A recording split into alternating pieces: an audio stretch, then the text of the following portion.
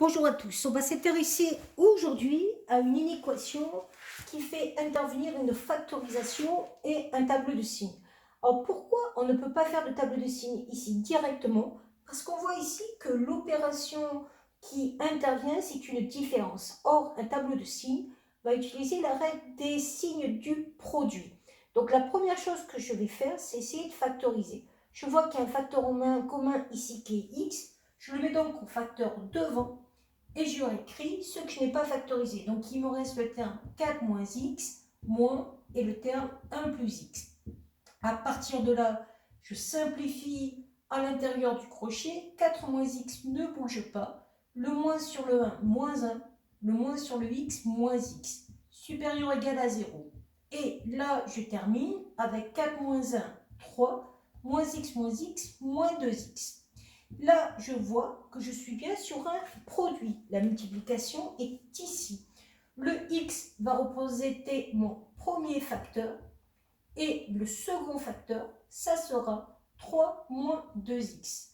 Alors, on va pouvoir commencer à faire le tableau de signes en mettant dans la première ligne la ligne des x, de moins l'infini à plus l'infini, en mettant le signe du premier facteur, c'est-à-dire signe de x, puis le signe du second facteur, c'est-à-dire signe de 3 moins 2x, puis le signe du produit.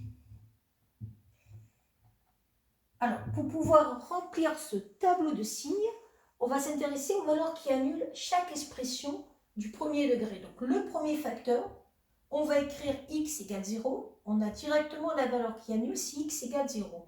Le deuxième facteur, 3 moins 2x égale 0. Je fais passer le moins 2x à droite. Ça fait 3 égale 2x. Puis je divise tout par 2. J'arrive à 3 demi égale x. Je sais donc que dans mon tableau, je vais avoir les deux valeurs charnières, 0 et 3 demi. Je les mets dans l'ordre croissant. Donc 0 ici, je mets un trait. 3 demi ici, je mets un trait. À partir de là, je vais pouvoir commencer à compléter ce tableau de signes. X égale 0, dans la ligne de signe du x, je mets 0 ici. Le coefficient directeur devant x, c'est 1. Si a égale 1, c'est que votre fonction est croissante, puisque a est positif. Elle va donc passer du moins jusqu'au 0 au plus. 3 moins 2x, la valeur qui est annulée, c'était 3 demi. Donc je mets un 0 ici. Cette fois-ci, le coefficient fait moins 2.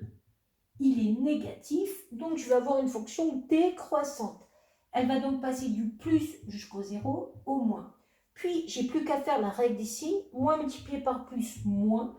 0 multiplié par un nombre, 0. Plus multiplié par plus, plus. Un nombre multiplié par 0, 0. Plus multiplié par moins, moins.